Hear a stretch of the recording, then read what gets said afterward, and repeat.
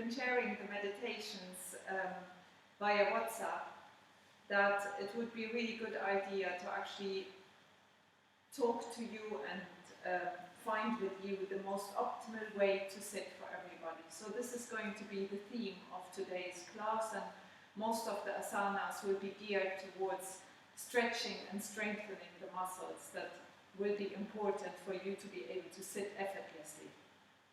So to start with, find the most comfortable way to sit that you can sit in. Take the flesh away from the sitting bones. Relax your shoulders. Allow your weight to just sink down to the ground. Just softening yourself, softening your sitting bones fully to earth. Allowing everything heavy within you to sink. And the more you sink, the more you soften to earth, the more you give your weight to the support of the earth, the more you also open up to receive. Receiving the subtle energy through prana, through earth, with your breath.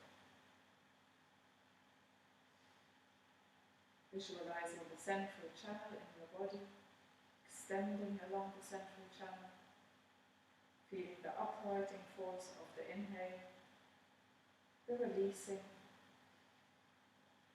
flow of the out-breath.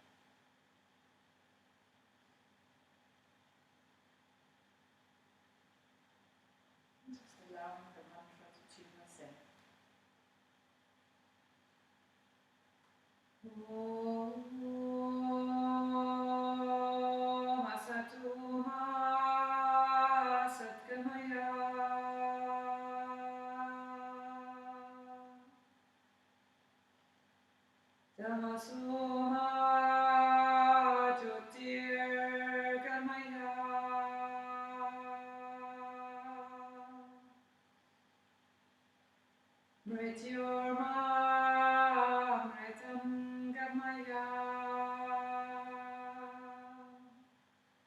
Om Shanti Shanti Shanti.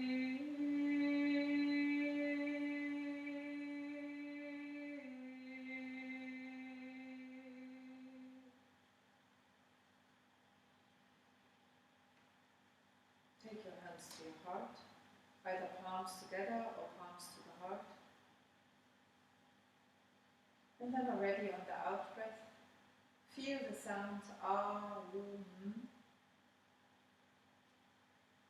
and align that sound equally with your out-breath.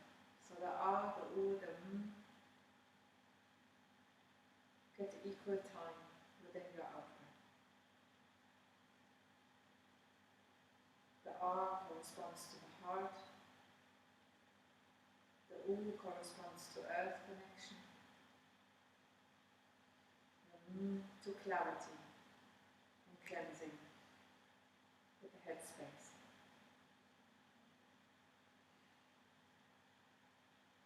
Deepen, soften your breath. Expand into your in-breath. Soften into your out-breath. And then if you wish, with your next inhale, join me with 3 Oms. So we'll start together and then just keep going 3 times in our own rhythm, in our own length of breath. So take a deep inhale.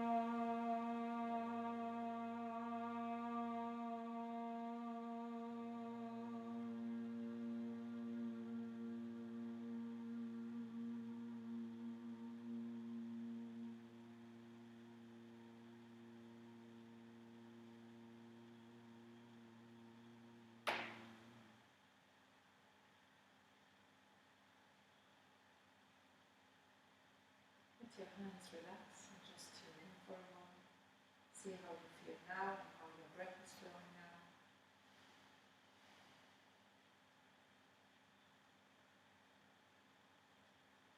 And then we shall start with the first part of the sitting. So we're going to go to the proper sit first? Or? Well, didn't you want to do this? Or should I? I can do it using you as a guide. So I'm going to talk to Jack since he's ready.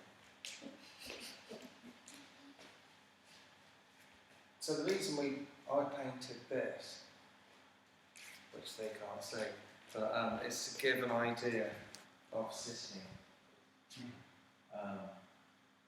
It also shows tribanda, but that's a pranayama practice.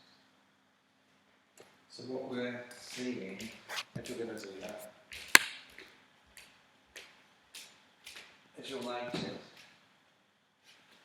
the whole thigh and the knees touching the floor. Both legs. Okay is in full lotus, yeah? But what's important is this, what I call a triangular base.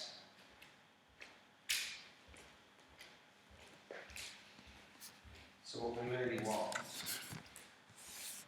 for most of us, especially us men, as we've been doing yoga for a long time, we need some lift in order to create this base. So rather than thinking about crossing legs like we do at school, like we were taught to do at school, and rather than trying to impress everybody with our foot here, because unless the knees are touching the floor, unless the thigh is touching the floor, then this part of the knee is taking an incredible amount of strain here. The whole weight of my leg, which we decided was what, 8 to 10 kilos, the whole weight of that has just been taken on these little ligaments in here. So what we're looking for is this base, this triangular base. So you can check Jack's height, see what you think. So I really want thighs touching the floor, knees touching the floor. And in order to do that, me personally, I need some height. So maybe 1/2 block more. If we lift. That's it. Take the flesh away from the sitting bones. So even if we Take need... the flesh away from the sitting bones and take the sitting bones back as far as you can. You can even do it like this. So really sitting the buttocks back, not further onto the blocks, but rather it's the tilting of the tailbone backwards so that it's more floaty. That's better. Yeah, that looks really good. So if we still can't have a full knee apart, then we can just, so that we're taking the pressure off this bit of the knee here. So you've got one, this is sort of where I am most of the time. I get one on the floor and I lose a tiny little bit. So and this is where people can use a blanket to support under the knees. So you can do the folded blankets that I'm showing in the other video and put those underneath instead of a blanket, instead of a block. So ideally we're looking for heel to pelvis.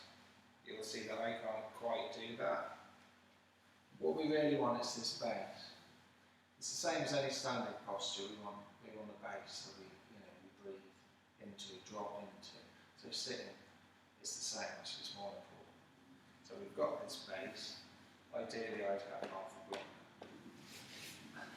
Well, we shall Or demonstrate a blanket. with the blanket. So even people who are really, really stiff and tight, even if they can only sit like this, that's fine, just as long as you've got something here so that this is actually... sit like this. This is touching the floor. Then you can use lots of folded blankets, pleated blankets as a base. So that we've still got this base. So even if somebody, it's not very supple at all. So now once we've got our base, then we can start working on the rest of it.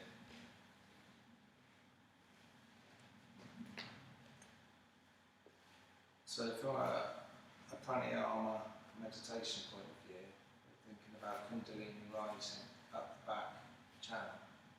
So we have to get in order to give to give Kundalini a hope of being able to move upwards, we've got to get our posture absolutely correct. So we get our base correct. We need to do this sideways on. And to show the pelvis tipping forward, which I can't. Do you want to demonstrate on me? Yeah, I mean, if you sit up sideways, I don't know if you need blocks. That's why we need 2 cameras. So we've got our base, and then what we want, obviously, is a straight back. So ways to get the back straight, let's tip the pelvis forward, which helps if we've got height. We've got height under our bum, and we can tip that pelvis and just sort of drop forward. So when the pelvis drops forward, we're automatically getting this nice natural curve in the lower back. But also there is the hip flexor, this muscle that goes from the middle of the back down through the pelvis, attaching on the middle thigh. That often pulls on the back. So as soon as you have your knees lower than your hips, that muscle is much more relaxed, and then it doesn't pull on the back anymore. So the angle here needs to be wider, because when you're here, it's really tight, and then it pulls on the back. It's another reason for giving ourselves a lift, is we want the knees and the thighs lower than the hips. Okay. So the pelvis sort of like drops forward, and then it's almost like, as if we're doing something bad, something's like, so we just let that sink and drop forward, and then you'll feel that, now you've got a nice curve in your back there. And then what we want to do, and these are all tied in, is if we bring the shoulders back, we can lift from here, that helps. On an in-breath it's better. So the chest lifts and it also expands all through here. And that ties in with that pelvis dropping forward and the lower back. That natural curve. Yeah? And then so the spine begins between the ears. So when we talk about a straight spine, we're talking all the way from there down to the bottom. That's good, you're keeping your chin tucked in nicely. And then just think of, as you breathe in, you think of this, expanding, lifting from here. The shoulders will naturally come back, you don't need to force them back. And as you breathe out, you're sinking your pelvis down. So there's this upward energy, downward energy with an in-breath, and gravity, downward energy as you breathe out. And it's just tiny, tiny fractions, like tiny movements, that if you sit there long enough, you'll start to see where you can naturally adjust with the breath. So that's how we want to be. So now we're going to do some asana. Because once you're not used to it, after a while, things are going to start, hurting. And one of the major things we do is again, especially men, as they start to use the lower back to sit. And that's why it creates lower back pain. Also, like Helena said, because that's connected to that, which is quite a strange position I'm not used to. So this whole thing starts to seize up. Lower back starts to grip in order to sit. But if we get the posture right, perfect, then it all just sits there and there's no effort needed. And then you automatically feel that rise that happens with your inhale because everything is more freed up. How does it feel right now? It feels good, much better than your normal work with that. So, a little bit. So where would you still now, if you were to look into it and if you were to feel into it, where does it still feel, even if there's a slight tightness, just listen and tune in. Where would you need to, where would you say you might need still an adjustment? Where is it not quite free? Maybe sort of the lower back. Okay, so then it's the use of the bandhas, isn't it? So if you pull your belly in and up, so pulling the navel in and up, that supports the lower back. And then as soon as you pull the navel in and up, you need to consciously relax the shoulders down. And then keep doing that interplay. Because as soon as you pull the belly in and up, the shoulders will want to go up. So that is kind of something you continuously work at. And then you see if how your body adapts to that and how your back feels with that. But also the stretches we're about to do, you will do in a moment, will ease that. Is it still there when you pull the belly? I think there seems to be an improvement. Yeah, there seems to be an improvement. It's sitting we think it's just sitting, but it's the most complex aspect, and it's the most important aspect of what we do in the sauna class, because that's the meditation of pranayama. It's going to take hours and hours and hours. So there's, dozens of aspects to be constantly scanning your body and remembering, and it's not just a matter of just plonking yourself down. It's very complex. You've got to be mindful of it as well as the meditation practice itself.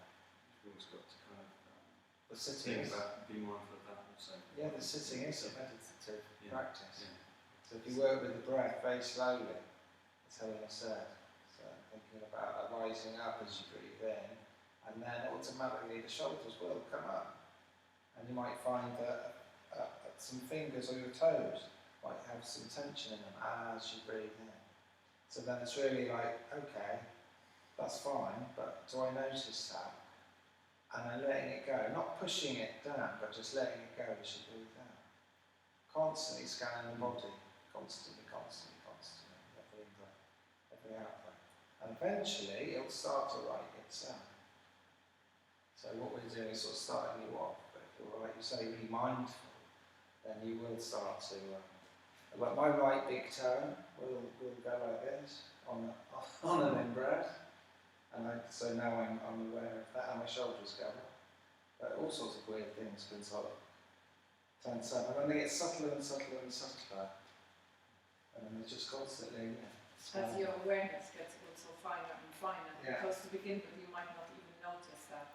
But actually the purpose of yoga, if you were to read the Yoga Sutras, the purpose of yoga is actually not doing an asana practice and the whole body getting flexible. The actual purpose of yoga is that the body gets prepared to be able to sit comfortably and effortlessly so that us as a being can achieve samadhi.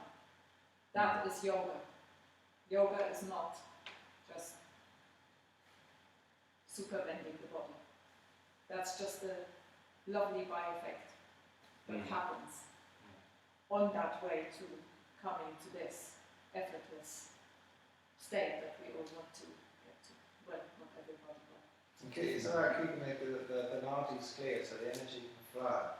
There's lots of ways of opening up the nadis, and sauna is one. There's, it's pranayama, niti pot, even the way you think.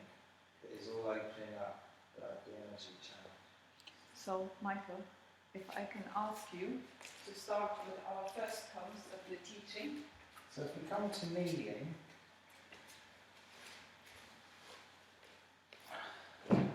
anybody has problems kneeling? Do you have problems kneeling? Not too much now.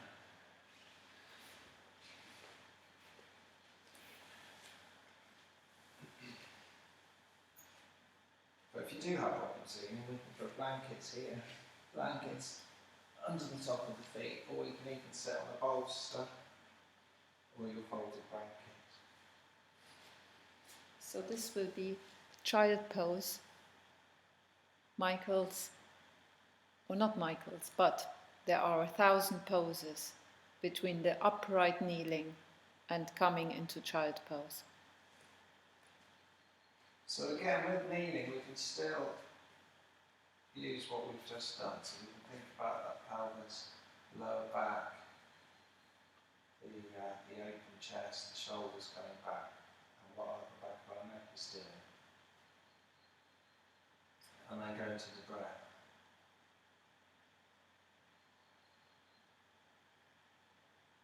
So on in-breath, just be aware of the natural expansion, the natural lift.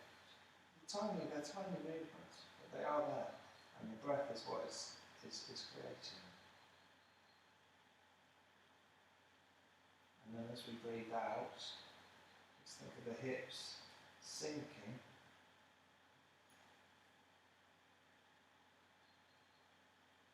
So upward energy with the in-breath, downward gravitational energy, a natural sinking on the out-breath.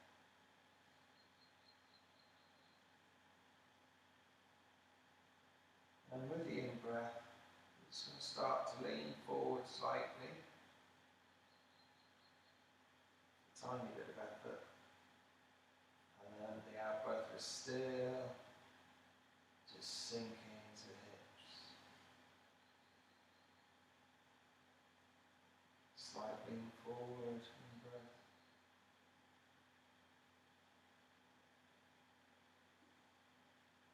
Sinking on the out-breath. So coming forward very gradually until we feel the need to place our hands on the floor in front of us. So we're lengthening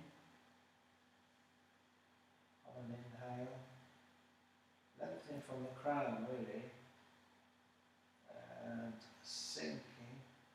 So we want the bum to stay on the heels as much as possible.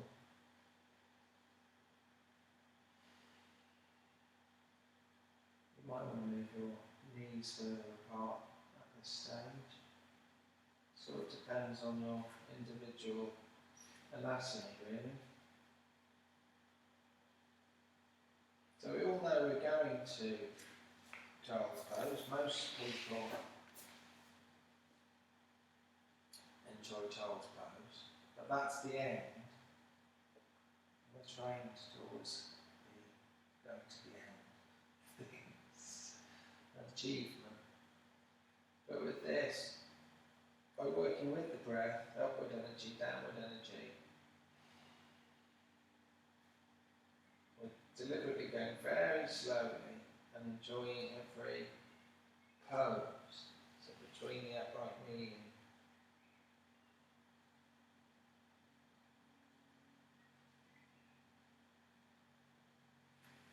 also with the out breath, the hips should be getting looser and looser and looser.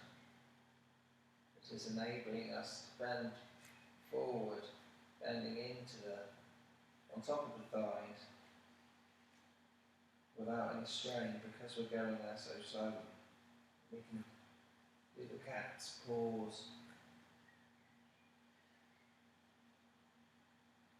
tuning into every element of this forward, downward movement.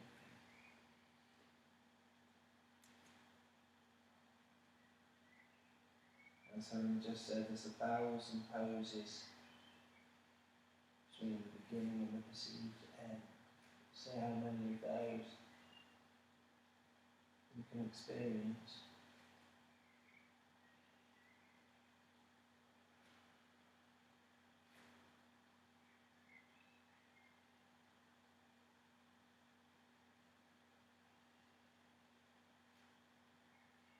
And as you get lower noses, as the chest expands, as it fills with air, your whole torso moving very slightly up, and then as you breathe out, finding yourself sinking. So there's movement just through the breath. No, you stay. And if it's not so easy for you to actually get to the ground, and you find it hard in your lower back, or you find that your hips are lifting off the legs too much, then you can either use a bolster and put it under your head. You can even use the bolster and put it underneath your body like this, which means that you might need to put your head to the side if that's uncomfortable with your nose in the way. Or, as I was showing in the other video how to pleat the blankets, you can take several blankets instead of the bolster pleated on top of each other and use instead of that bolster and just relax on there. So even when you feel like you've gone as far as you can, really still think about your chest lifting and gaining more length from the crown on the in-breath, and still sinking into the hips on the out-breath. Even when you think you've gone as far as you can go, there will always be more movement available, which is the essence of what we're trying to do. So if we give the body enough time, then it will use its own intelligence to find the right structure.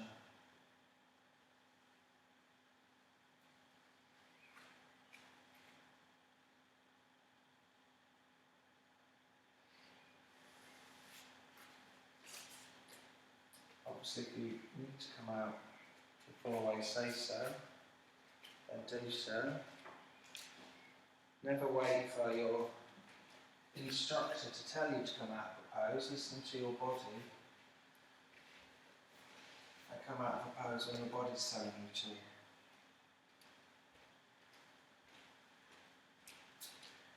What's after this one, Mona? Standing.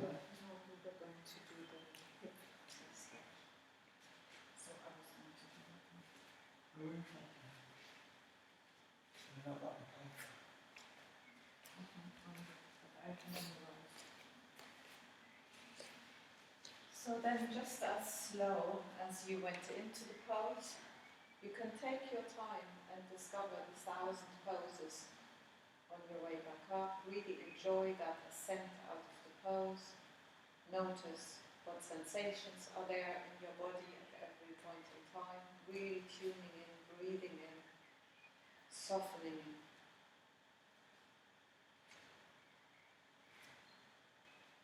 Make sure you have some.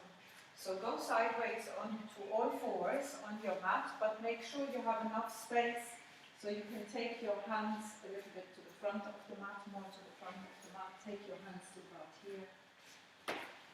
And then have the same space between the hands and the knees as the space between the shoulders and the hips, and really align yourself there.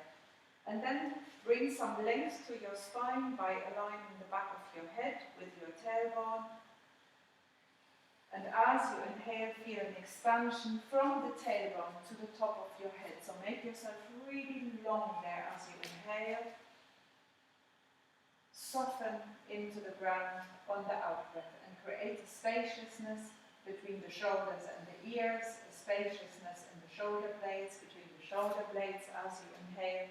So really soften that, rise out again. That's it, expand there.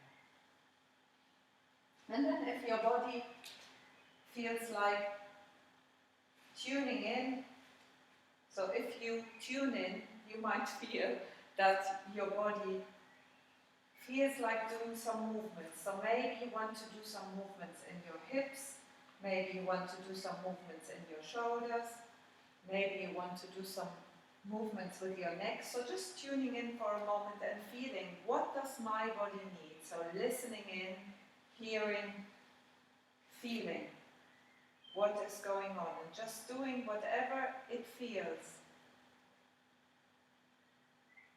Anything that feels like it will free the spine up.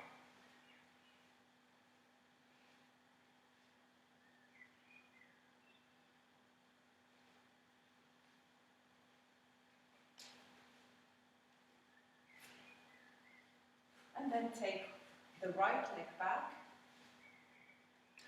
tuck the toes under, extend the heel away from you, and feel the stretch in the calf muscle to begin with. Are you feeling that, Jack? Yes. Spread the toes. And then feel exactly where that stretch is on your calf muscle, and then bend the knee slightly so that you can, just slightly, so that you can feel the stretch lower down in your lower calf muscle. Can you feel that?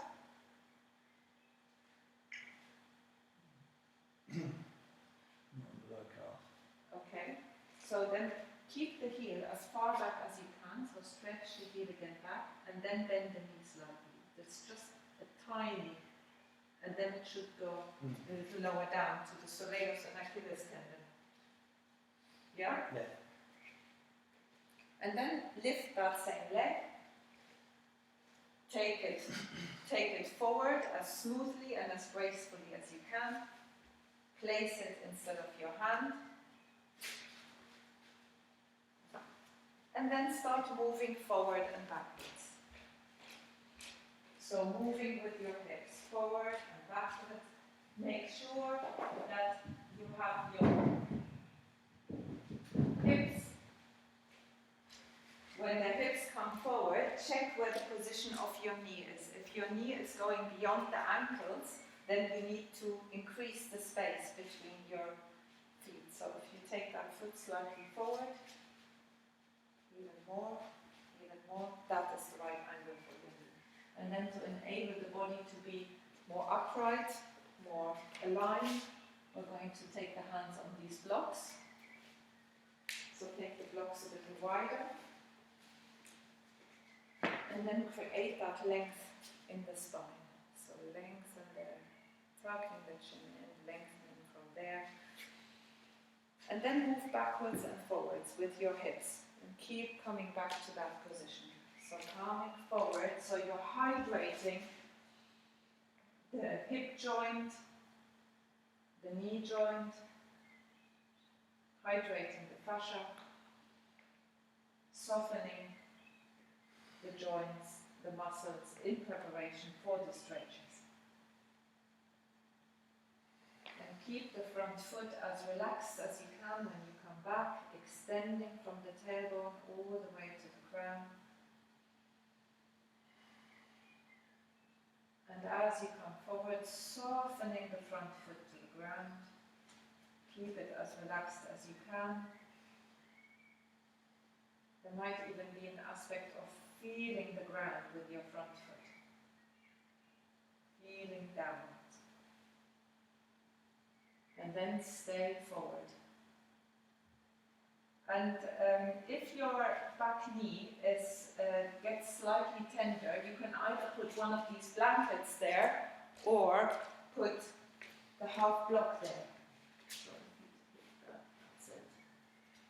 And then feel that stretch. Inhale, lengthen from front knee to back knee, creating spaciousness in the hip joint. Exhale, releasing the hips down. And let your breath flow smoothly, deeply, slowly, with an emphasis on creating that space.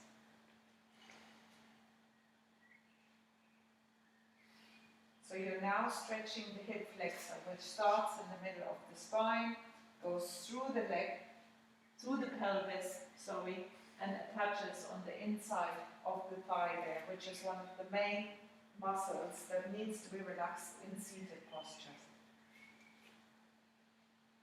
Inhaling deeply, expanding into the chest, expanding the rib cage, breathing out, relaxing the hips down. Do you want to talk about the fact that we sit so much in our culture that that's what? You say it. Well, you say it. Oh, you say it. Okay. So, in our day-to-day life, nowadays, we are sitting a lot. And that sitting on chairs or on couches creates this hip flexor to shorten because the tailbone drops down, so the tailbone actually gets in connection with the ground, and then the sitting bones are forward, whereas what we actually need to do is create spaciousness for the hip flexor and take the sitting bones back so that the tailbone is floating in the air. So by doing these stretches where the hip flexor gets a little more length, a little more space, that gives the spine a little more space, and that also undoes those that tightness that has accumulated over the space of a lot of time that we spend sitting, especially if we have an office job. So, and then slowly come back out of this one, come back onto all fours, come with your hands off the block, just feel into your spine for a moment, feel what has changed. So again, take the hands, shoulder width apart, the knees hip width apart, do any movements, see what has changed, feeling the difference between the left side and the right side. And then take your left leg back.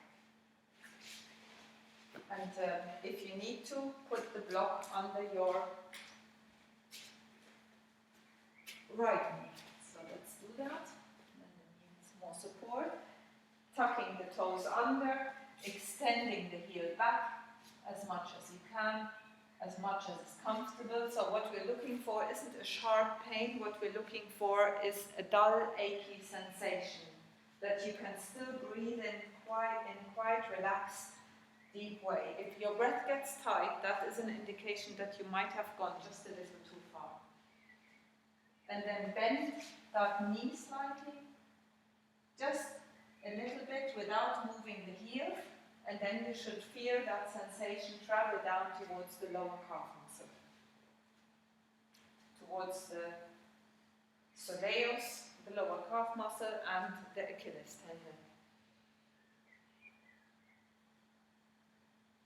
And then you can lift that leg and as gracefully as you can, moving it forward, putting it in between the hands, finding the position that is comfortable for your knee by checking, take the hips forward as much as you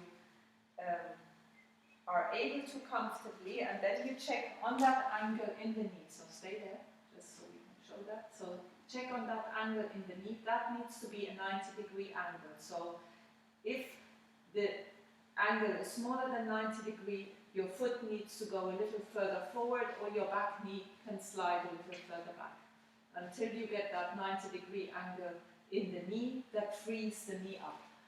And then you can again move forward and backwards with your hip to bring a bit of more spaciousness, a bit more hydration to the joints. So take the hips back and forward. Those little movements in the knees and in the hips are really important so that we can lubricate the joints. So when we do those movements, the synovial fluid, the joint fluid, it's sucked into the joints, which is your suspension, your inner body suspension. And if we sit for long periods, then that joint fluid gets pressed out of the joints between the vertebrae, where there are little cushions that have the joint fluid inside them that then become flat. If we're sitting a lot, because the weight of the spine weighs on top of each other, and also the joint fluid in the other joints gets a little depleted. So doing these movements is really valuable for your body to prepare yourself for the actual stretches. And then at some point, when that feels right, you can just stay in that front stretch. Could you stretch that back knee just a little further back again as well? Okay, that's it. And then breathing, expanding into the hips on the inhale, bringing the attention of your breath into those spaces where you feel the sensation.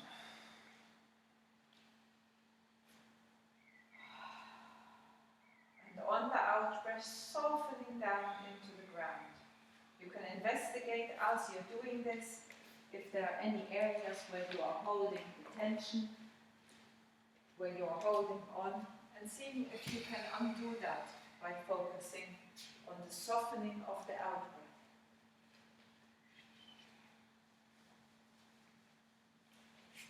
So I would just say, from my experience with the hip flexor, is we really don't want to stretch it too much.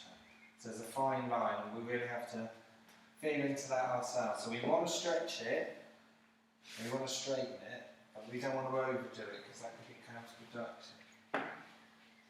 So then the next thing we're going to do is we're going to take one leg to this position. Take your hands onto the front thigh, and this is a healthy way for the back to come into standing.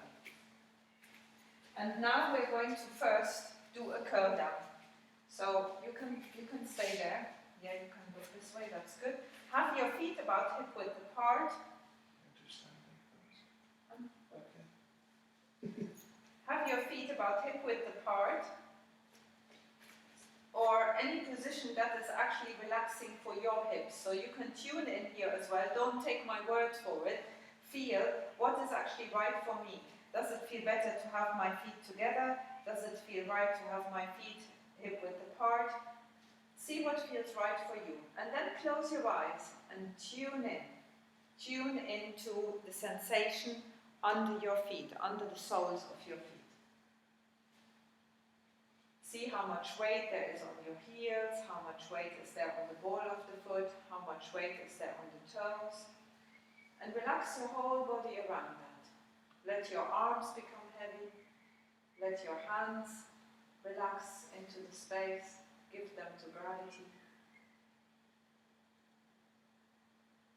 And then with closed eyes, you can for now, to begin with, just go with your weight a little to the right, a little to the left. Seeing how your weight transfers from one side to the other. How the rest of the body responds when you transfer the weight from one side to the other. And as you do this, keep softening the whole of the foot into the ground. Create also spaciousness between the toes and the ball of the foot. Spaciousness around the arch of the foot. And softening the heels into the ground.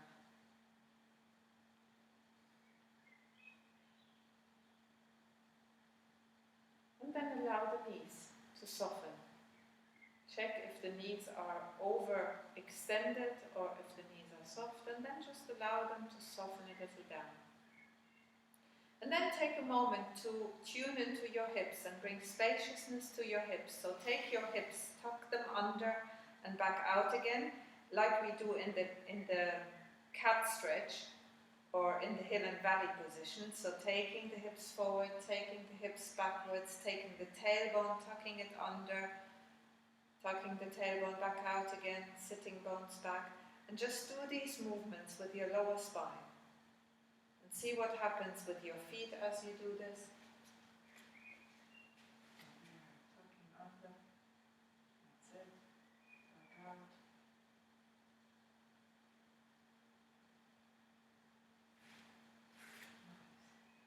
And then imagine that you have a bunch of helium balloons. And you're taking those helium balloons and you're attaching the helium balloons just below the navel. And then the helium balloons will want to rise upwards. And if the helium balloons rise upwards, that is going to result in an uprighting of the hip. So see if you can really visualize what happens if I attach this upward force to the space just below my navel. What position are my hips going to naturally adopt? And then let that tailbone just sink and relax towards the ground. And then, through your feet that have softened into the ground, you inhale and feel that uprighting force coming through your legs, into your body, coming through into your belly, and that allows you to pull the belly in and up. The rib cage lifts and creates a spaciousness between the rib cage and the hips. So here the rib cage lifting slightly, creating that spaciousness between the rib cage and the hips. And then let your shoulders relax down. Let your shoulders go into width. Let your shoulders expand. Feel that smile going from collarbone to collarbone. And let that smile from collarbone to collarbone widen a little.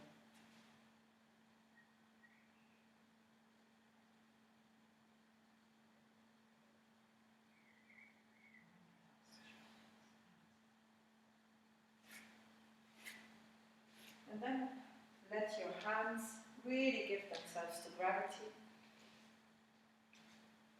Align the back of your head with your tailbone. So it's like the reversed chicken or a turtle coming back into its shell. And then again, create that spaciousness between the ears and the shoulders, lengthening upwards from here. It's as if you had a weather vane on the back of your head, and that gently pulls you upwards. So now let your gaze go straight forward. Let your gaze go down to the ground, softening still into the feet. And then let your head drop down, feeling the stretch on the back of the neck. Let your shoulders drop. Let your knees soften even more. So bend your knees at this point a little more, and then slowly, one vertebra at a time, really tuning into your spine. Let your spine curl down one vertebra at a time, seeing where are the movements free. Where are the movements perhaps, where are you bypassing the movements and staying a little bit straight? Really feel and tune in and let more and more movements happen. And bend the knees more and more as you come down so that your body can rest on top of the thighs. So keep going, breathing deeply as you come down until you can rest your body on top of the thighs. So it's as if your body is pulled down by the weight of the hands. And when you are down, when your body is resting on top of the thighs, let the arms be heavy, let the head dangle. Movements of yes, yes, no, no, Indian head wiggle, whatever comes to mind, what you can do with your head that feels a little loosening, please do it. And then from here, as your body is resting on top of the thighs and your arms down, sinking down, giving your weight to gravity, you can then see if you can bring the sitting bones a little higher without losing that connection. So how high can you bring the sitting bones without losing the connection between the body and the thighs? And then you should get a really nice back of the thigh stretch. Do you feel the back of the side thigh stretch yet? Do you feel the stretch there? Keep your head heavy, relax. Relax your face, relax your jaws, breathe deeply. Breathe deeply. And then on the next inhale, start uncurling, rising again. One vertebra at a time. Slowly, slowly, slowly moving up so you don't get a head rush. Don't extend the knees too fast. Keep the knees rather bent as you're rising back up.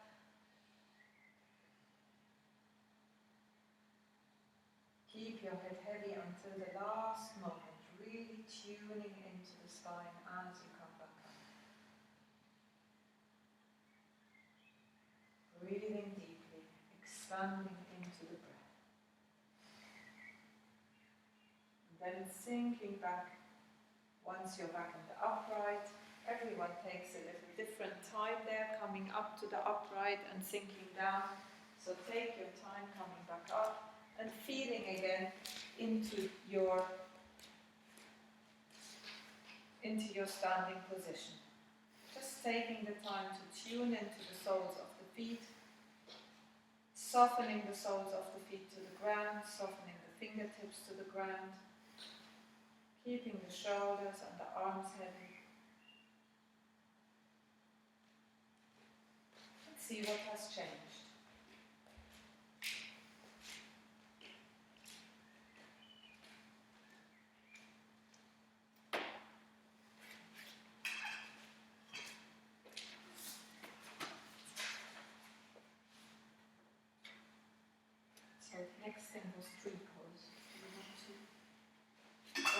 the next pose we are going to do from here, that also stretches the inner thighs, is the tree pose. So first soften into both feet, really let those feet, the soles of your feet, open to the ground, and then take your whole weight gradually onto your right foot. But keep that uprightness in the body, keep that width, that expansion in your shoulders. Let your in-breath be the force that allows you to expand your shoulders, that allows you to sink your tailbone down, to rest on that knee that you're going to put your weight on. So slowly bringing your weight more and more. You can still help yourself with your left foot, bringing your weight more and more onto that right foot. And at some point you're going to take that free foot and just take it to your ankle for now and work on taking that knee outwards. Make sure that standing knee is soft, not overextended. And find again that alignment in your body, pulling the belly in and up, relaxing the shoulders, back of the head aligned with the tailbone by shifting the head slightly back, and then feel a connection on your crown that is holding you upright. So there is a thread on top of the head that is holding you up.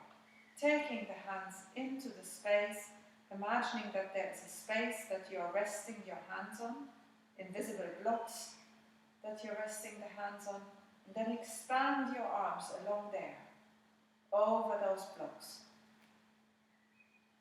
If it feels right for you, with your knee pointing outwards as far as possible, so let that knee come out, but keep your hips aligned.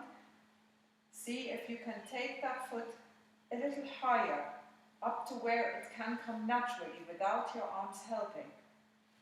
And then soften your foot. Let your toes relax into the ground. And if that feels right for you, you can also bring your hands together.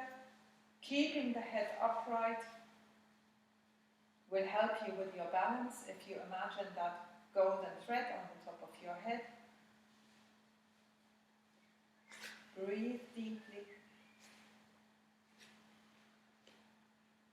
Soften, root in through your foot.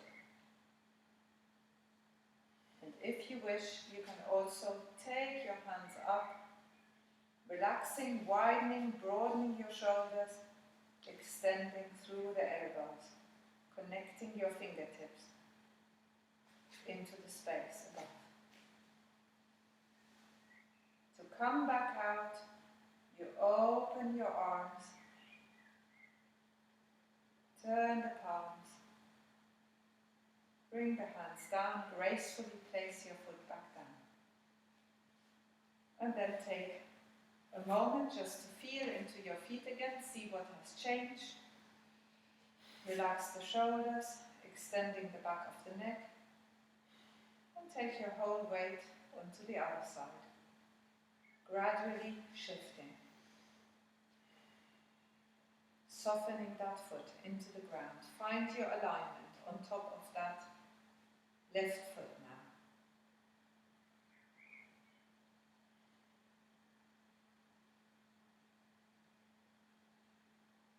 Line your hips, imagine those helium balloons just under the navel. Pull the belly in and up, lift the rib cage, relax the shoulders, broad the shoulders. Smile from collarbone to collarbone, shift the back of the head into alignment with the tailbone. Feel that thread on the crown, extending and holding you. And when that feels right, lift that free foot, bring the sole of the foot to the inner ankle, move that knee out as far as it can go comfortably whilst keeping the pelvis aligned. So how far can that knee come out? You can be playful with it, come forward, backwards, feel into it, and see where can the knee go whilst the pelvis is still aligned with my body. And then you can rest your hands into space to help you with the balance. Keep your belly firm, keep pulling your navel in and up to help you with the with the balance, because when the core is firm, then you will be more balanced. Soften into your foot, and when you have established your balance, you can take that foot a little higher, still keeping that pelvis aligned, resting with your hands on those invisible blocks, extending the back of your head upwards, connecting to the crown. And if you have your balance established, focus on that extended midline going through your body. Then you can take your hands in or up, whatever feels right for you. If you're taking your hands up, relax and broaden the shoulder down. Keep the elbows low.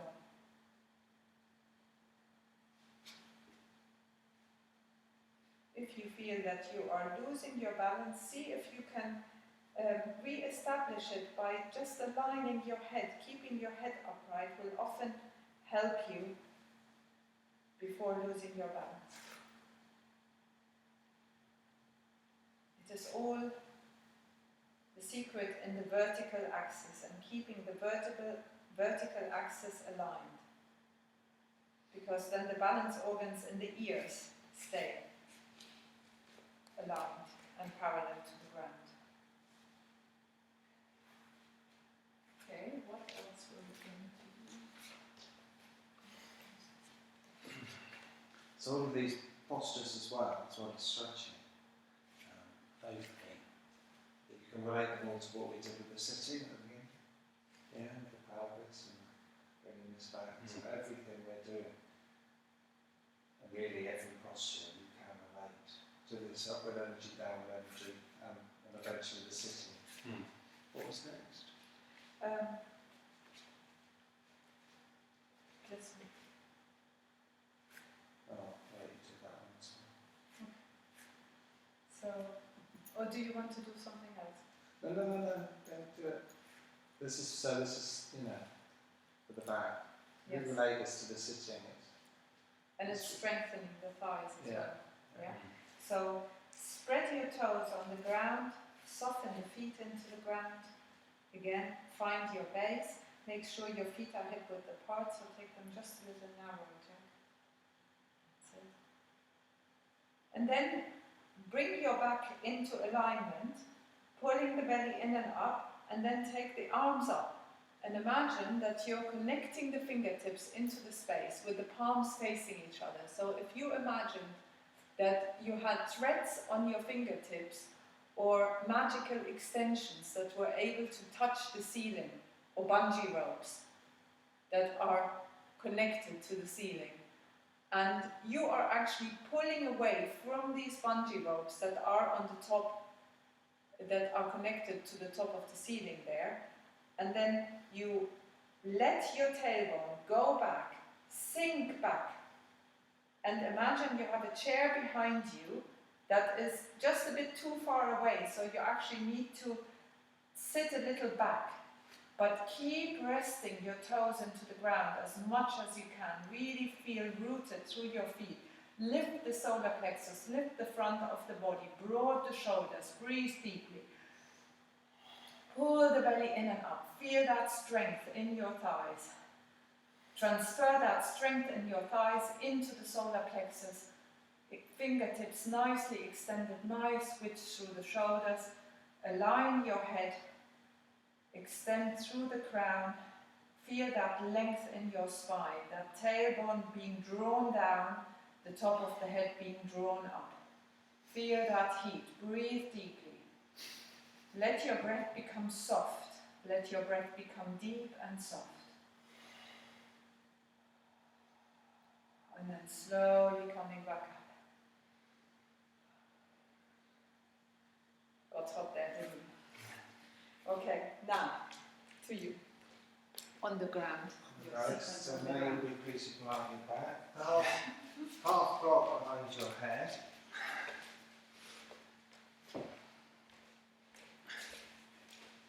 And breathe and stretch yourself out.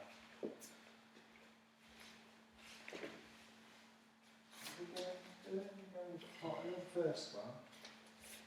Oh, and then the two with the legs So on the I side. tried to be creative with my pencil and look here. Lying on this one first, maybe stretch the buttocks, then going from side to side, and then the twist. Yeah. So I devised this little movement just to try and emphasise how the hip flexor is kind of connected to everything we do, every movement we make. So simply, lying like this, I just want you to move your feet like broken windscreen wipers. Nice and loose. So it's just a loosening exercise. You can go as fast, don't need to put any effort into it. But focus on the top of the leg, in the groin, and see how, although the movement is in the ankles, how you feel that here. Might not be particularly strong, but I'm sure you can feel the connection. And then stretch your arms straight above your head, and then keep doing the same thing. And notice how that changes. So now by doing this, how that feels different in the hip flexor. So this is your core, this is your centre, and this will be the main reason you won't be able to sit for hours, I suspect. And I was watching something yesterday, and they were basically saying that there isn't a single movement you make in life without using that psoas hip flexor. Okay, and then put your arms down by your sides again. So with this one, some people find it quite difficult, some people find it incredibly easy, so it really is a case of gauging your own ability. So if you bend your knees, soles of the feet are on the floor. If we take the right foot and place the outside ankle onto the knee, that's it.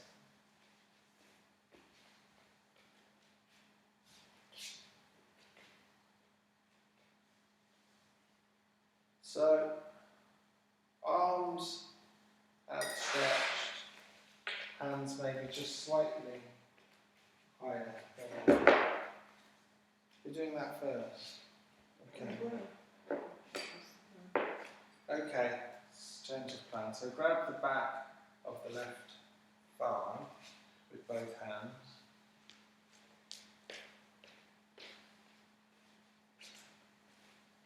Are you aware of any strain on the back of the neck? So we don't want any strain on the back of the neck.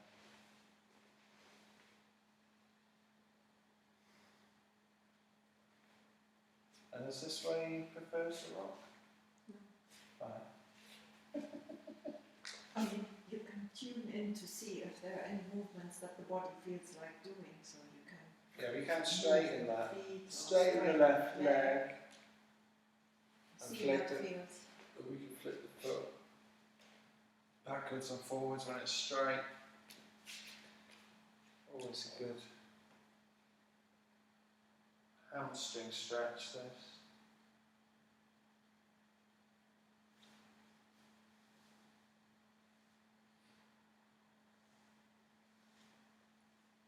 When you've got enough of that, you can put that foot back on the ground. So now hands above shoulder height. And we can do some gentle rocking from side to side.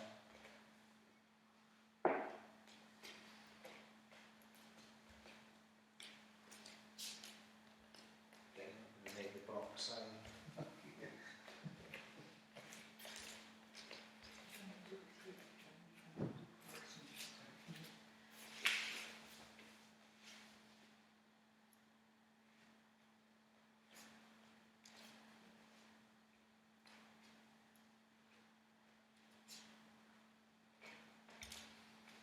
So Jack, you can just go wherever. I can see that you're very flexible so that the foot is on the floor. But what we can do, some of us who struggle, this can be a place to begin with a block and a half or even 2 whole blocks. And then breathe. Yeah. Say that if you're more flexible, you need to bring it higher up. If you're less flexible, bring it further down. Well, you should have just said that in a louder voice.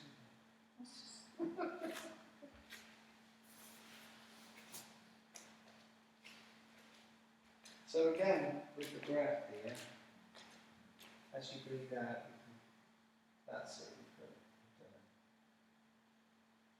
And you need to tune in really and see if you're actually feeling a stretch and where you're feeling the stretch.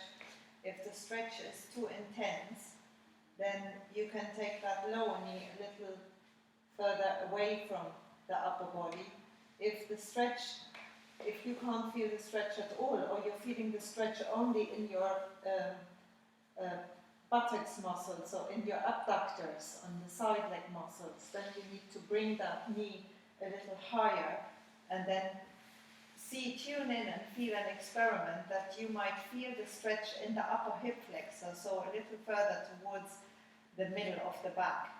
That's where you want to be with the knee pointing up.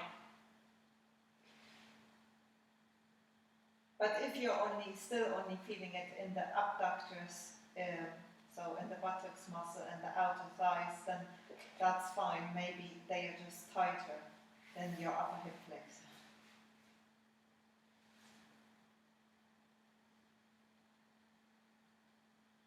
And then if you want to add to that, you can turn your head away. That's it. Keep the chin tucked in so you don't strain back. Breathing the right shoulder down. You don't want the right shoulder off the floor. This really is a case of giving it time and breathing and allowing more space to appear, particularly inside of the abdomen. If you stay there long enough, this will just get longer and longer and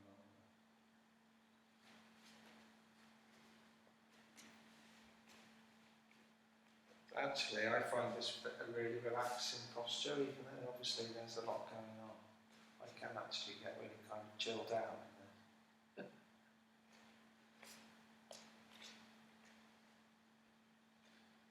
Obviously, when you've had enough, don't wait for me, just come out. But if you want to stay longer, then stay longer.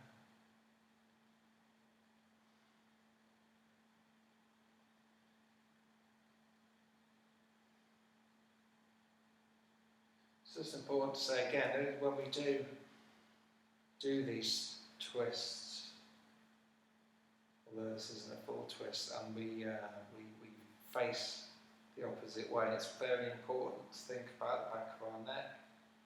So if we're going to turn away with our head, we keep the chin tucked in so as not to allow the back of the neck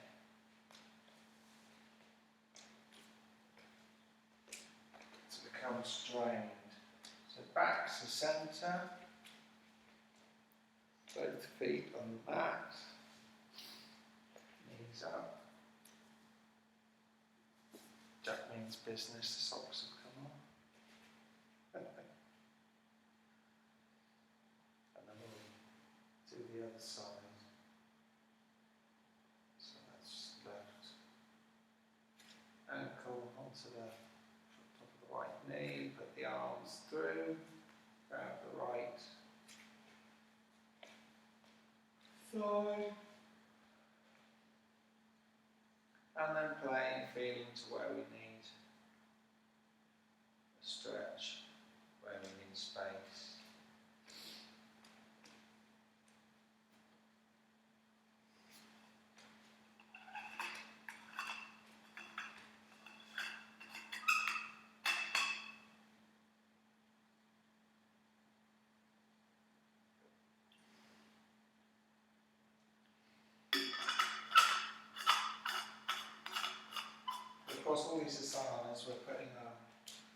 body into positions that we don't usually go into on a daily basis.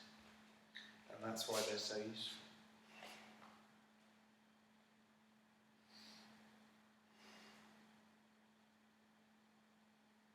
Just the very fact that we're doing them is incredibly therapeutic and helpful. We don't really need to do them for long periods of time or stretch over them. We're just allowing our body to just sit in different positions rather than sitting on a sofa or on an office chair or in a car seat. Actually undoing a lot of the damage done by all this sitting. Okay, so arms back to the floor, hands just higher than the shoulders, and then gentle rocking, right foot to the floor, and then right sole at the bottom of the floor, Jack. That's it, and then rocking.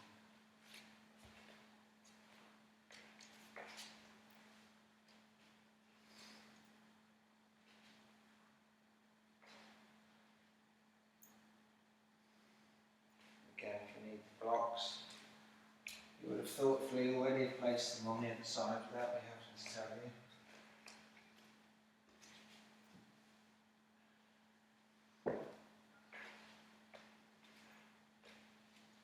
Did you want to repeat about the higher and lower, depending on how flexible they are?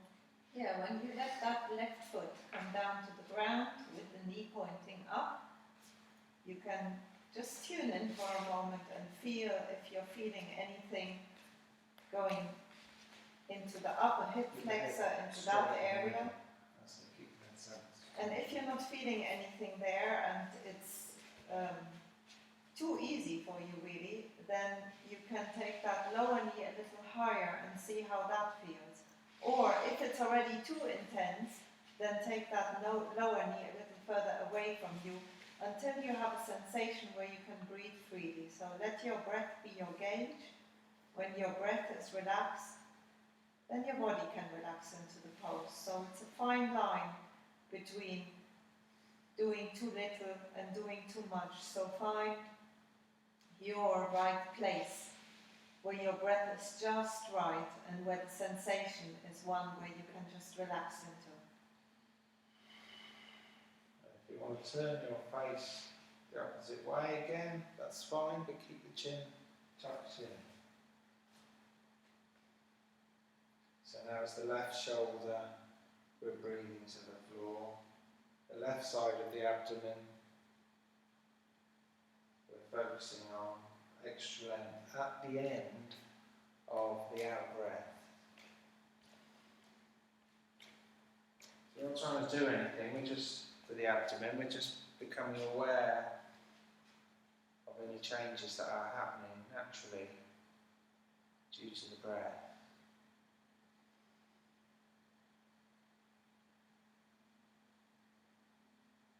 Just watching and seeing what's happening. And feeling what's changing, what's lengthening, feeling of opening.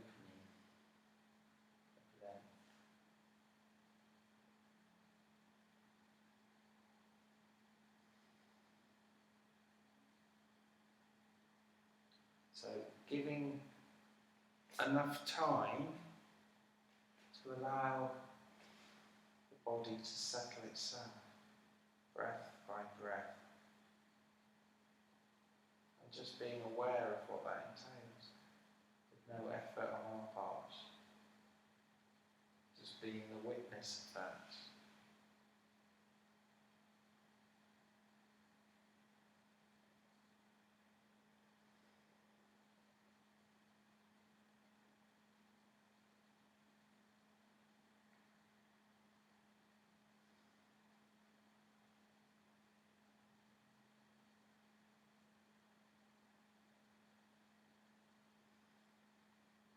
Again, you see, this is what we'll do when we'll sit again before we finish.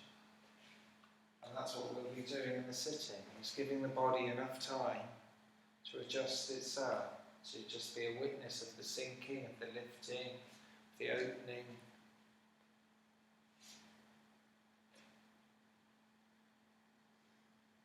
As I say, the body has this own intelligence, so if we can just give it the time and space, we can begin to sort of tap into that and allowing the body to show us how best to sit, stand, lie down, twist, whatever. But we must give it the time, and then we must be the witness of it. So on your next in-breath, let's bring both knees back to centre, soles of the feet on the floor. And then we're going to just stretch the legs out. And we're going to do broken windscreen wipers again, the feet nice and loose as you can.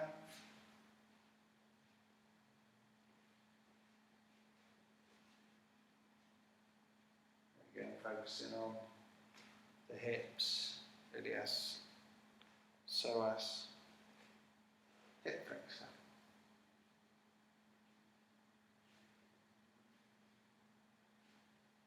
And I just come to rest. Just have a few breaths of doing nothing, just lying back, observing. Where's their tension? Where isn't there tension? Which parts of your body are touching the floor? You scan, make a mental note.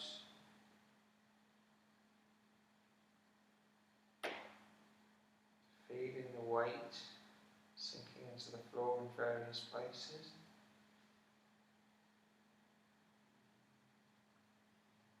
Which again we will be doing when we sit.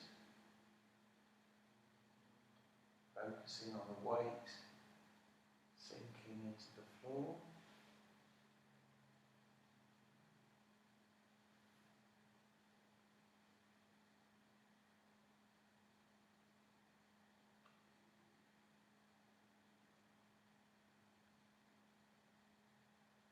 And the last posture I'll be doing today will be a twist.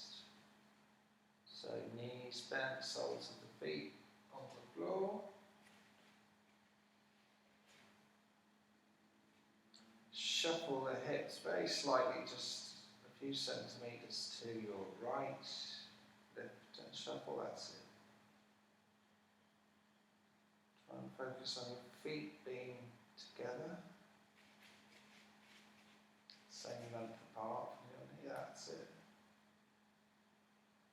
I'm going to lift the feet off the floor. So we've got a 90-degree angle. Keeping the knees bent. Knees bent. That's it. And we're going to allow ourselves to twist over to one side. If you can, keep the feet and the calves just a centimetre or two off the ground to begin with. So we're going to do some work first. That's it. So at the end of the out breath, I want you to think about this shoulder sinking down. If it gets too much, you just let them drop. But if you can, so focusing again on this length here and this sinking of this shoulder here. So at the end of the out breath, that is sinking in but lengthening.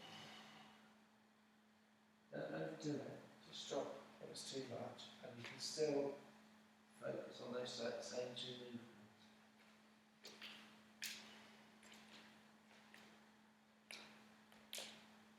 So when we do the other side, try and keep your legs more like this. There won't be so much of a strain. It's because your legs were almost straight. That's why you're like, oh.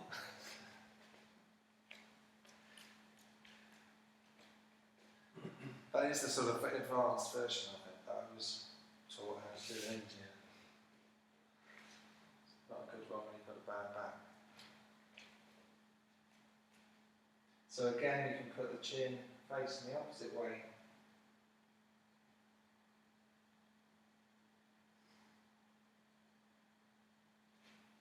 So just a more extreme version of what we've just done, really. It's just moving some slightly different muscles. Same principles. A quite dynamic posture where there's a lot going on, but you can find the relaxing side of it, the relaxing element of it, the doing nothing in it, even though a lot is actually happening. You put your body into a sort of position it doesn't go into very often on a daily basis. You should be able to find effortlessness, the relaxing part of it. That's good, you can do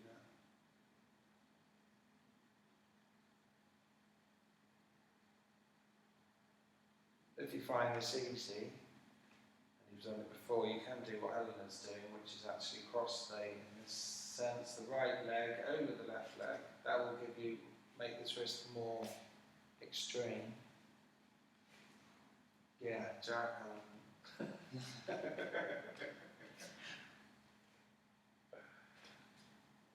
It's, again, I'm repeating myself, but if we give ourselves time, and we stay here a long time, you will be surprised actually how much more flexible you get. But if you do it by moving, by saying, I'm going to do this, that's what we're doing the opposite of that.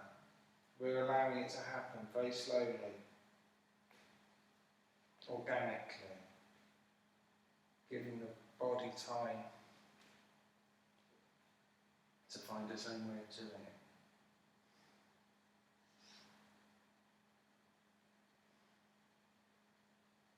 Okay, so we're going to prepare ourselves for the other side, so we're going to come back to the centre, and we're going to shuffle our hips back to the centre because we move them to one side. Make sure we're nice and parallel and straight.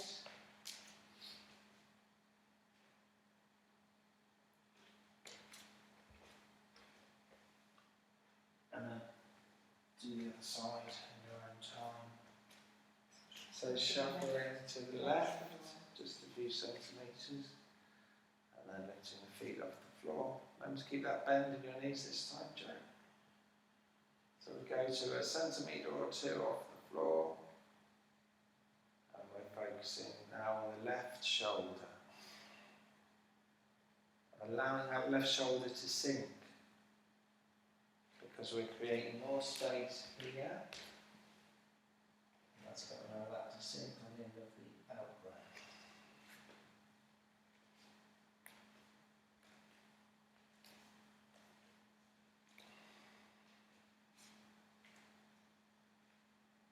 This could possibly be the best asana for those of us who have problems sitting because of the hip flexor,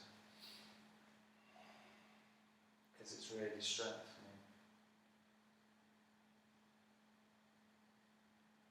Again, you can turn your head to the left, that's it, but always keep that chin tucked in.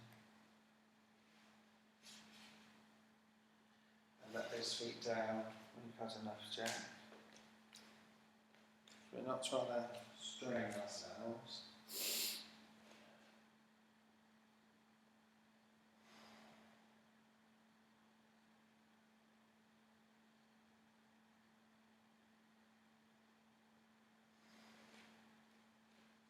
So for one last time, on the in-breath, we're focusing on what is lifting, what is expanding, and on the out-breath, we're becoming aware of what is naturally sinking into the ground. In this case, it's the left shoulder, or it could be any other part. Just scan your body with the breath. What is expanding and rising on the in-breath, and what is changing on the out-breath? If there's any tension anywhere, you can breathe into that on the in-breath and allow that tension to recede on the out-breath.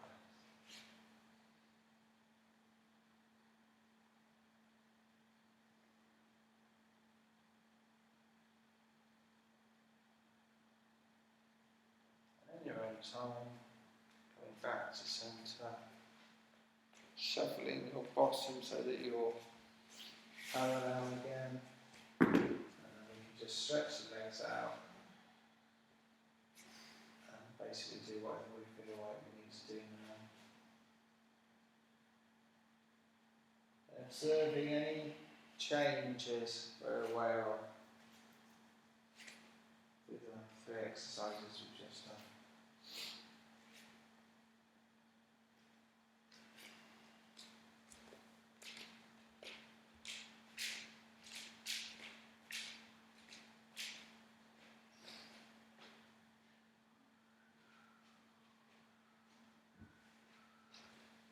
Helena is going to lovingly bring us to a close. So we'll show this 2 different ways, maybe. One with the bolster and one with the blankets. So Michael, could you go into it on the bolster here? Just wondering if we need some more light. Yes, please.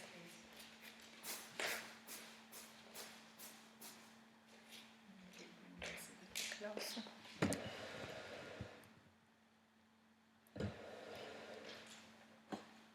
Okay. So we are now going to create a lift for Supta Baddha Konasana. So if you go off the mat for a moment.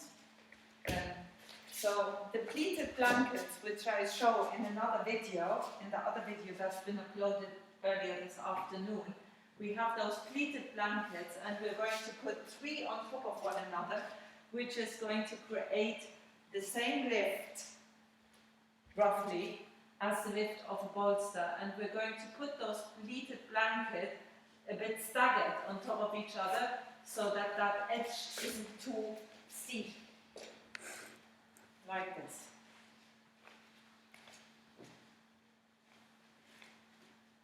And Michael, you do the same thing with the bolster, please.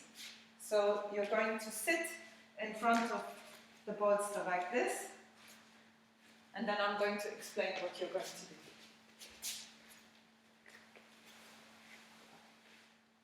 So sit with the buttocks on the ground, not on the blankets.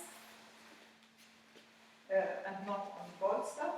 And then take your hands to the ground and tuck your hips under several times, remembering those helium balloons earlier that were taking the hips forward, but keep the connection to the blankets and to the bolster. So tucking under several times that you really get length in your lower back there.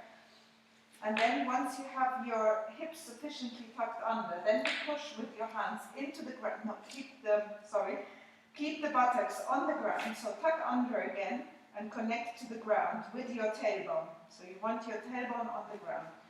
Then keep your tailbone on the ground and lift the front of the body away from there. And with that lift, you slowly lower yourself with a nice elongated spine. You slowly lower yourself onto that support. And then bring the soles of your feet together. Soles of the feet. That's it. And then relax into that. So bring the sole. Are you comfortable? Yes. That doesn't sound comfortable. Do you need more lift? Oh, okay, for a while. I can't stay very long. Are you comfortable, Jack? And then take your hands, extend your hands next to your body. So bring the palms down next to your body and extend the hands as if someone was pulling on the fingers with invisible threads.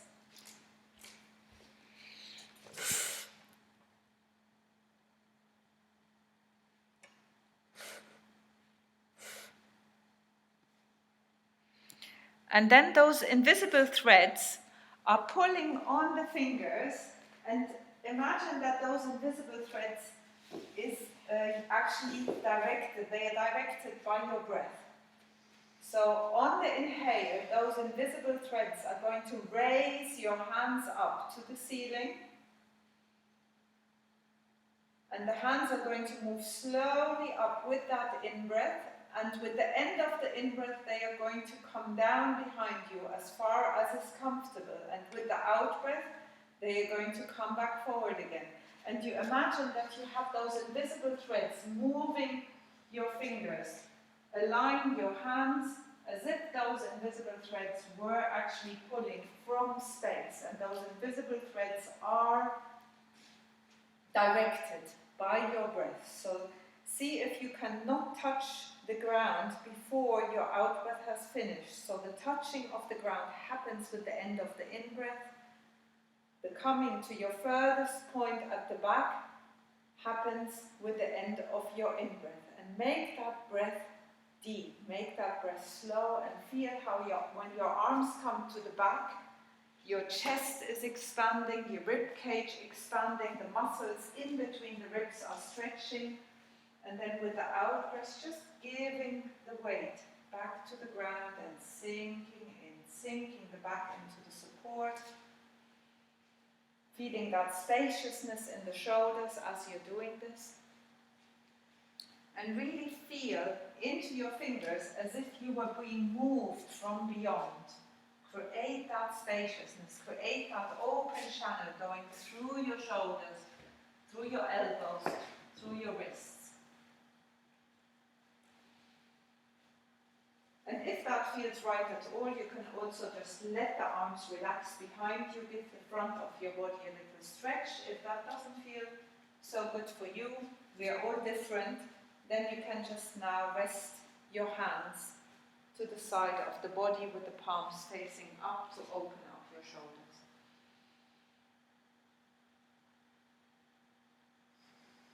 Just gently giving your knees to gravity.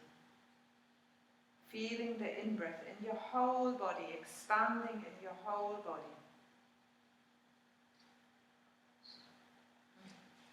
And if it gets a little bit too tight on the inner thighs, you can always either use the blankets, the pleated blankets, to give yourself the support, or if you have more bolsters available, you can put the bolsters underneath the legs to give yourself a little height, so that the muscles are eased into this and they don't get tight. How are your inner thighs? Do you need support? Yeah. Yeah?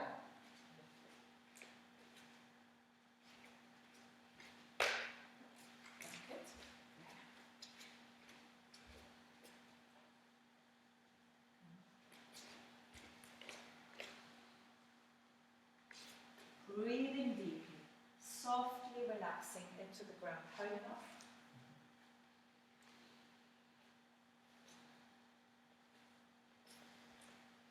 And last thing to become aware of as you're doing this, extending the back of the neck in this pose.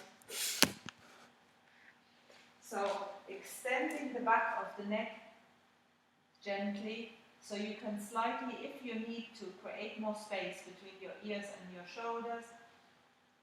Lift the back of the head, extend away, and then relax back down. And then create that spaciousness and openness between your shoulders. Feel that rib cage rising and expanding in all directions. And to come back out of this pose, obviously you can come back out of the pose before I say so. You can always move out of postures early if that is what you need to do. So to come back out of this pose, you come out the same way you went in, pushing with your hands into the ground. You can bring your legs together, pushing with your hands into the ground, come back up to sitting.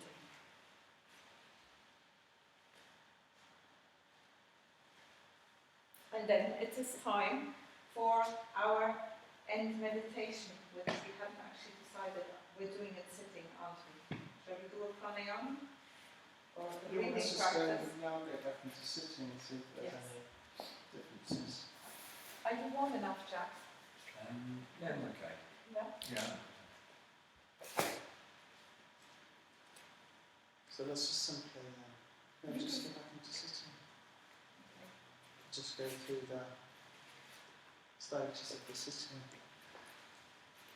Theoretically, they should be Easy.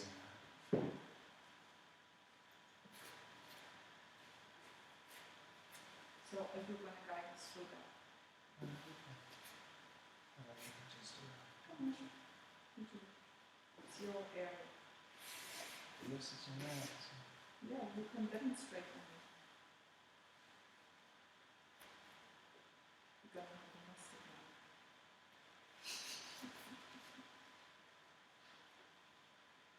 Okay, so find the posture again that you might have adopted earlier, where you were able to have your knees just below your hips. So which posture is that for you? You can decide if you would rather sit cross-legged, or if you want to sit in half lotus, or if you want to sit in Siddhasana. Siddhasana is heel, heel, groin, which might not work straight away for everybody, so it might be a little bit further in or a little bit further out. See what works for you. Important is that you find the posture where you can have your knees relaxing towards the ground and give yourself enough height, either with the blocks or with the blankets, with the folded blankets, to actually find that posture that gives you the knees relaxing down to the ground, that frees up your spine to lift upwards. So do that for a while. Take the flesh away from the sitting bones. Shuffle your sitting bones a little bit back, so tucking the tailbone out this time. And that should create more openness in your hips for the spine to rise out. And then take the elbows in, opening the palms up so that the front of the body is nice and open. Relax the shoulders, let the shoulders relax to the ground. Tuck the chin in, lengthen the back of the neck. Feel that spaciousness between the rib cage and the pelvis. And is that comfortable? How is that? Does it need adjusting? It's fine. Your body but is a little it forward. seems quite uncomfortable to be sitting on the heel. Yeah, Pressure. Don't worry about how close your feet are to your elbows. You know, Yeah, you can take the heels slightly forward. It doesn't we be can too do, close. we can do this, and we can put things under here. It's what's comfortable. Don't think you've got to get that right in there if that's uncomfortable. Yeah. Because we're just beginning. We're just playing. We're just experimenting. So how's your back? I can It see that feels you're... difficult. Yeah. Yes, I can see that you're slightly leaning forward. So you have up, lift from there. Relax the shoulders. Extending the back of the neck. Feel that rising force upwards there. So you basically feel with your inhale, you imagine a wave coming up the front, a wave going down the back. Is that better now, or where is it difficult? It's better.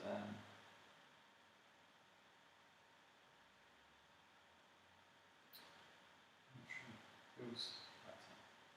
Okay, feel into it as we do this, but if you start getting any sensations, reflect them back to us, so sensations where it's tight, and then we can adjust. So sometimes it is a gradual process of one thing loosens and then something else wakes up and says, hello, I'm here. It feels like the longer I sit, the more the back starts rounding again. So with every in-breath, but tiny movement, the chest is lifting and the crown. So imagine you're being lifted from the crown. That lifts this, everything comes back, and then the lower back will. It might take 10, 20 breaths, tiny movements, and then letting everything, noticing any tension and letting that drop on an out breath. And that's why they call it the effort towards the effortlessness. The effort towards the effortless is that as you're breathing, you're inhaling along that central channel that comes from your tailbone all the way through to the crown. Again, you've lost the alignment a little, probably because you were looking to the left at Michael. So here it's aligned. Tuck the chin in slightly. And then visualize that central channel calming up with the inhale. So the On crown's the out breath, sorry. on the out breath, you feel that fountain opening above the head, relaxing down, streaming down the body, softening down to the ground. And that is the only effort you're putting in, is that lengthening with the inhale, that softening with the out breath. But when we talk about the crown, you're kind of going in sort of that direction, Yeah. and your chin's going back. Think of the crown The crown is here. If that Going wants to be straight our up. highest point. Right. so that it's lengthening the back of your neck. So Oh, if right, you yeah. drew Yeah. the line from your top tips of your ears up, that's where the crown is. Right. So you want that to be your highest point. The moment you do this, that becomes your highest point. Oh, right, okay. Yeah? So you want to feel that lift coming from there. And when the lift comes from there, when you imagine that lift towards there, actually what happens automatically is that the shoulders relax because you're extending out from the base of your neck as well.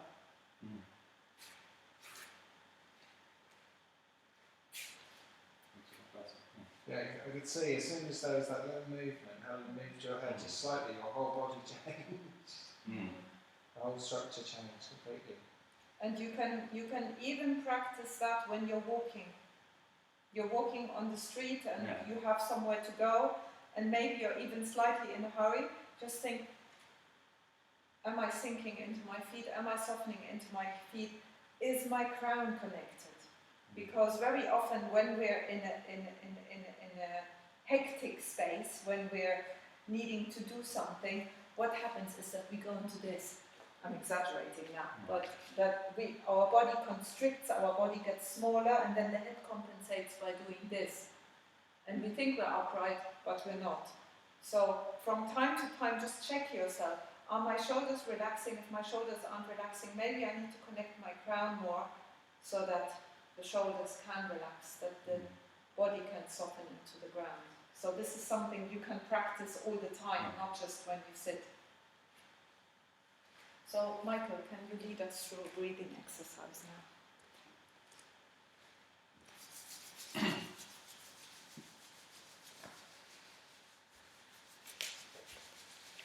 So if we just reteach ourselves to breathe, we can go headlong into these fancy extreme pranayamas, but really, unless we've taught ourselves to breathe in the first place,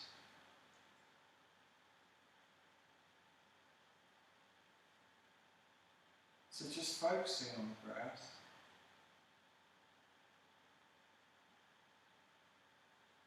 If those shoulders are back and the chest is lifted slightly, we're going to have much more expanse. So when we breathe in, blood pressure rises, heartbeat gets slightly faster, and as we breathe out, the opposite thing happens. The blood pressure lowers, the heartbeat slows. So that's science. But just from that one fact, we can see the importance of breathing. So then, if we make the out-breath very slightly longer, then we're sending signals to our bodies that it's time to relax. But to begin with, just allow the breath to be what it is.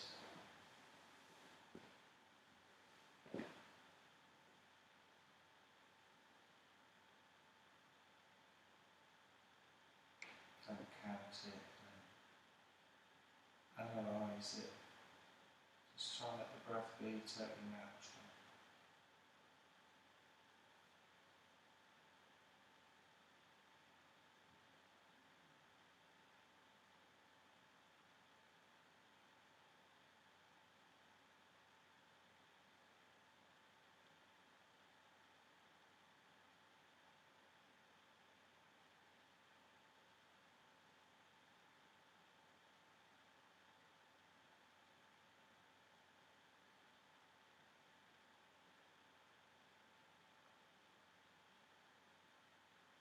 just by the fact of sitting here,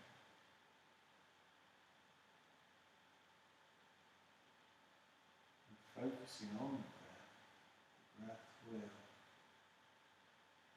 become longer and slower. Which takes us back to our point about the body's own intelligence. If we stay in a posture long enough, the body will gradually find the right thing for it. The breath's the same. We stop for long enough and focus on the breath. It's just naturally going to get longer and slower and calmer. That is the nature of it.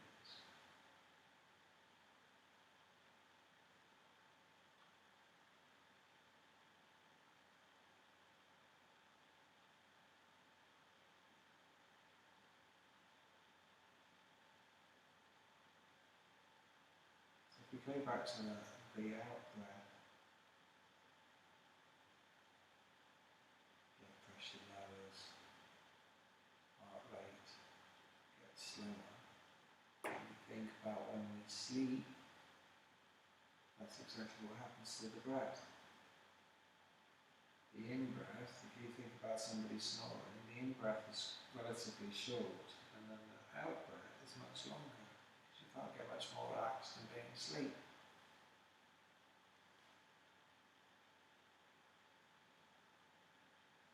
So it's sort of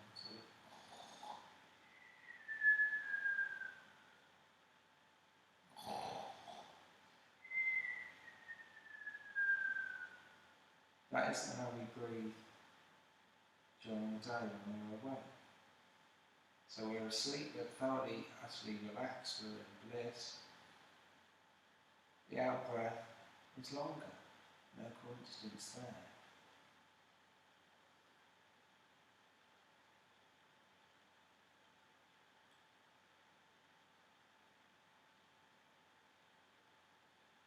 So another thing we can do just to accent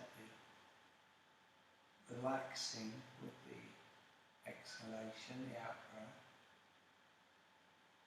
is at the end of the in-breath, just create a very short pause, half a second, a second, a second and a half.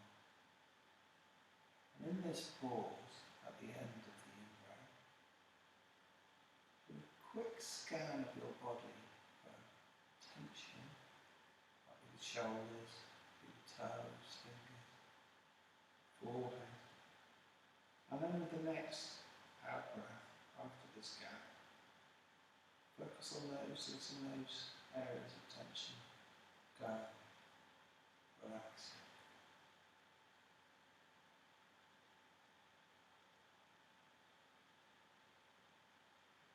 So we breathe in, which creates a little tension. We have a gap. We go, oh yes, there's some tension. And then as we breathe out, we allow that tension to drop and fade away.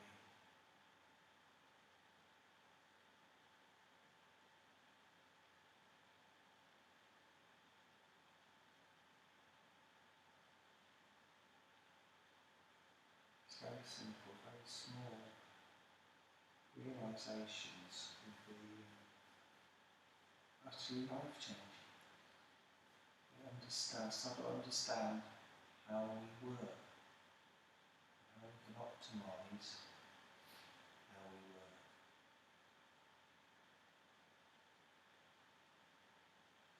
By now you may not be aware your out-breath probably has got a little longer. Probably has naturally become a little longer than your in-breath.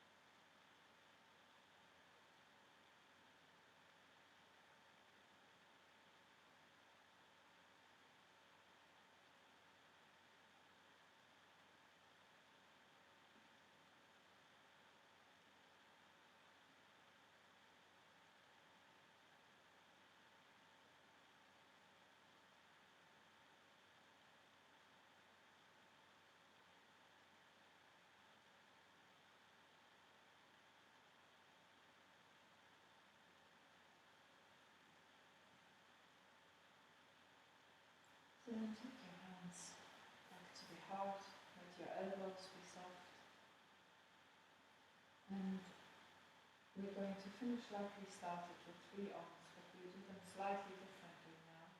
Let your hands be heavy, let your elbows be heavy, let your shoulders relax, shoulders wide. The reason we do hums or ums is because these hums or ums create vibrations in the cells. It's like when you shake a duvet cover, then it releases all the dust. So it's the same with the vibration through sound. So see if you can inhale really deeply. Imagine already the ah, sound in equal parts on your out breath.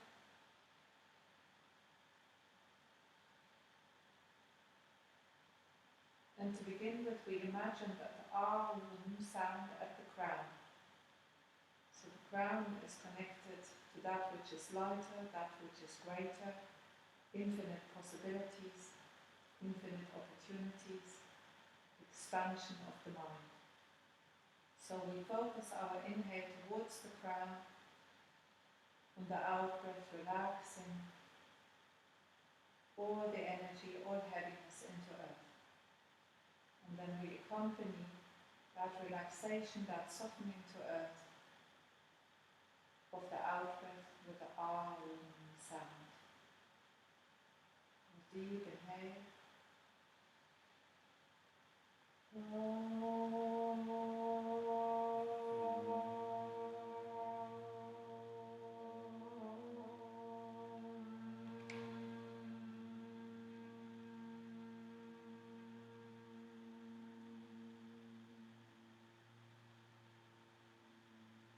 Feel the resonance of the sound as you're making it, and feel the resonance of the sound even after it has faded. See if your body feels any different afterwards.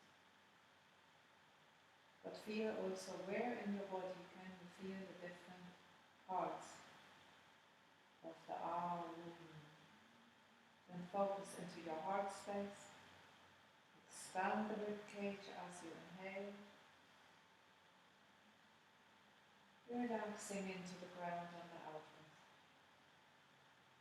Filling your heart with feelings of appreciation, gratitude, kind love for everything that you are, every cell, every thought, every emotion, just as you are. So breathing into the heart and then the ah on the out breath, from the heart. Deep inhale.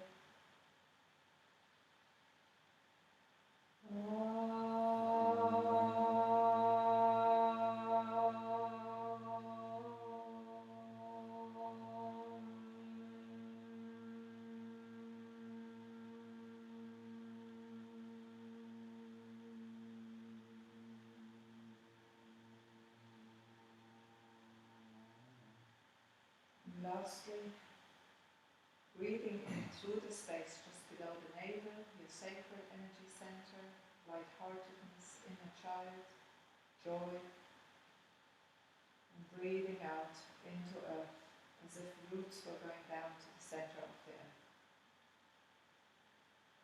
When we are rooted, when our root energy center is in balance, we feel safe, we feel secure, we feel supported, we feel nourished just for being who we are, not having to do anything in return. We feel worthy to receive. So bring your inhalation into that root center, through the sacral, into the roots, and then breathing out into earth. And then we will vibrate that area with the ah to release whatever heaviness or darkness has got stuck in any of those cells, in any of those energy centers. Deep inhale.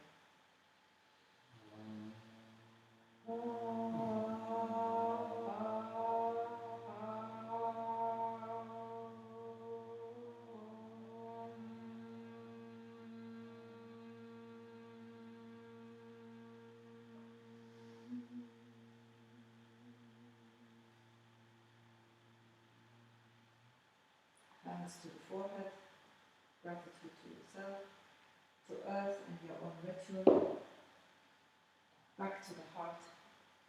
Namaste. Namaste.